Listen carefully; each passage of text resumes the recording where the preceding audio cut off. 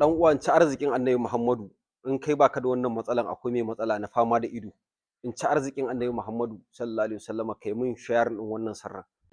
Don alfarman Annabi in kai sharing Allah ya raba ka da masifan duniya da lahira, Allah ya hada fuskan ka na Annabi Muhammadu sallallahu alaihi wasallama. Dan uwa wannan sirri ne na fama da ciwon ido. Ina mai fama da ciwon ido?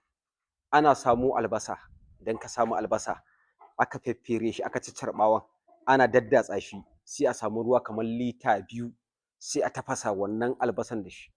Idan aka tafasa wannan albasan da shi, to dan uwa ana tace shi lokacin da zaka kwanta bacci mai fama da matsalan ido, zaka ɗiba kofi ɗaya zaka sha, kofi ɗaya zaka ɗiba zaka sha.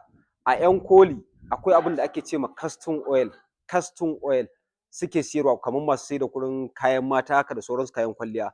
To idan ka samu wannan castor oil ɗin, dan uwa yanda ake yin shi ka sha wannan ruwan na albasan nan ka sha shi, to dan uwa sai ka samu wannan castor oil ɗin ka dan malala shi a hannunka sai ka shafa a saman idonka nan haka.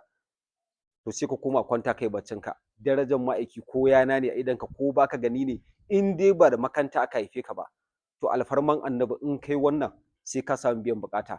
Mun ba ku shi alfarman Annabi sallallahu alaihi wasallam. Assalamu alaikum.